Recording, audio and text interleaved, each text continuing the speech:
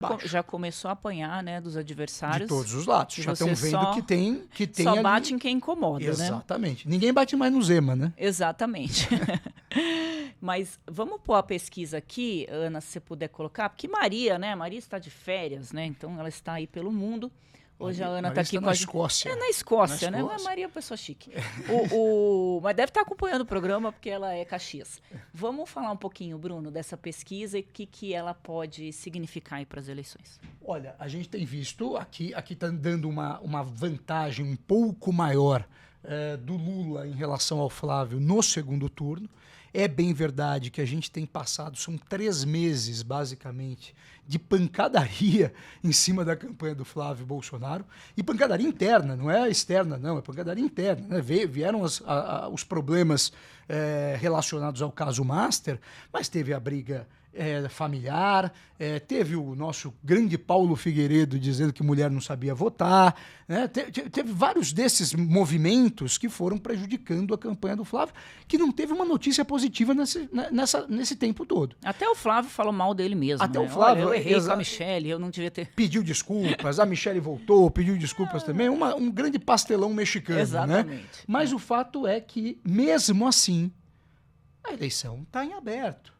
Você tem 8% do eleitorado que não decidiu nada e você tem uma distância aí de 7 pontos, 6 pontos, e ainda tem margem de erro aqui na pesquisa, é uma eleição que ainda está em aberto. E tem uma coisa, né, Bruno? O pessoal que faz pesquisa todo dia, principalmente do mercado financeiro, eles começaram a...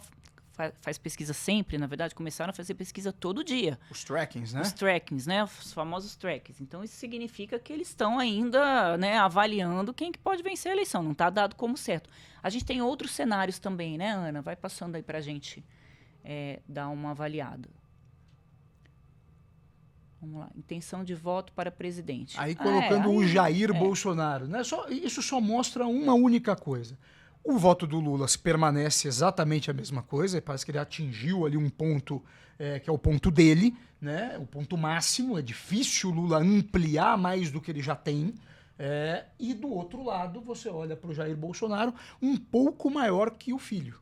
Né? Ou seja, o filho que tinha a missão de tentar romper a barreira do que foi o pai na eleição passada, já que o pai foi derrotado, ele precisava ampliar, ainda não conseguiu. E com as pancadas, parece que tem tido dificuldade em fazer essa ampliação. Tem mais cenários para a gente analisar? Aí quando bota Michelle e Bolsonaro, mais ou menos o que o basicamente Flávio a mesma tem, né? coisa. O que chama um pouquinho de atenção aqui, o Lula acaba perdendo um pouquinho de voto, e daí você pode ter um voto feminino evangélico que vem para a Michelle e rouba esse espaço do Lula. Então, essa é uma coisa que chama atenção, mas, de fato, uma coisa muito parecida. Aqui já é um cenário importante porque o Renan realmente está surpreendendo, né? Agora, olha que interessante. O Lula não atinge o ápice, né? Ele diminui.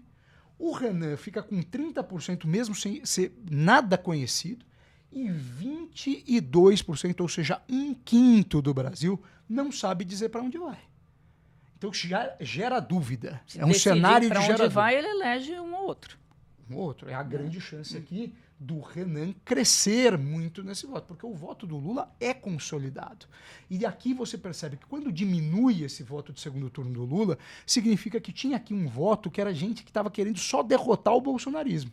E que quando vê um outro nome que ele não sabe direito o que é, vai para o indeciso, vai para o voto nulo, voto branco e etc. Quantos por cento da população conhece o Renan?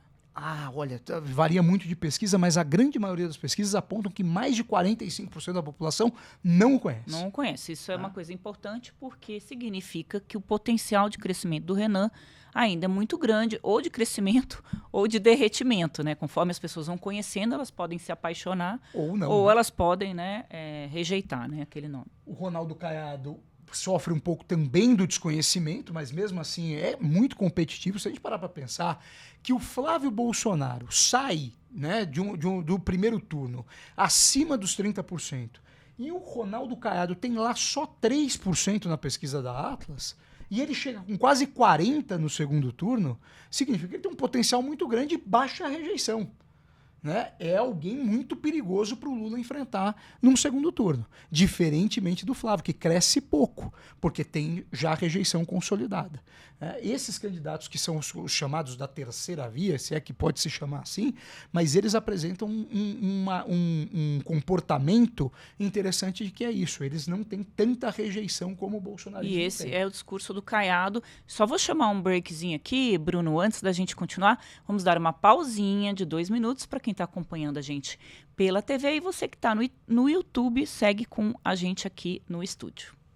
A gente vê o Zema basicamente a mesma coisa em relação ao Ronaldo Caiado, né? Só uma questão que eu estava comentando é que os dois vão fazer a campanha em cima do discurso só eu posso derrotar o Lula no segundo turno. Na verdade, o Flávio também pode pelo cenário, mas o Flávio tem a rejeição. Tem a rejeição. Que é esse o ponto é o grande que você ponto. colocou, né? Esse é o grande ponto, Andressa. Essas outras campanhas estão querendo dizer para o brasileiro o seguinte: olha, você que não quer o Lula, não adianta votar no Flávio, porque o Flávio é muito conhecido, tão conhecido quanto o Lula, e você olha ali o cenário de segundo turno, o Lula está ganhando. Nós podemos ainda ser uma surpresa. Então é isso que eles estão tentando mostrar para o eleitorado. O Ronaldo Caiado está com esse discurso abertamente. Foi para esse discurso abertamente. O Zema tem um pouco mais de dificuldade. E o Zema foi importante o movimento essa semana porque confirmou a candidatura dele, né? Também tinha muitas dúvidas se o Zema manteria, né, o seu nome. Começou até uma discussão lá atrás dele ser vice do Flávio. Depois se achou melhor que ele não fosse vice porque... Teve a briga, no caso Master, né? Que ele foi muito para cima do Flávio também. Exatamente, né? Mas antes disso ainda teve lá uma articulação. Olha, sai candidato porque aí você pode bater no Lula de uma forma mais pesada, bater no Supremo. O Flávio é o moderado e aí a direita conseguiria ali armar o seu jogo. Mas aí depois veio o Daniel Vorcaro e afastou mesmo todo mundo. O Zema conseguindo se colocar com a história dos intocáveis, que eu acho que é algo que na campanha ainda pode crescer bastante, porque o Zema conseguiu emplacar uma novelinha que é divertida. A novelinha é boa. Que os Supremos não me ouçam, mas a novelinha é divertida. Então, assim, Bruno, dentro daquilo que a gente está conversando, está bastante em aberto a eleição. Tem muita chance aí de todo mundo conseguir se tornar mais competitivo, essa pessoal da terceira via, mas se aposta que isso só vai ocorrer nos debates. Agora,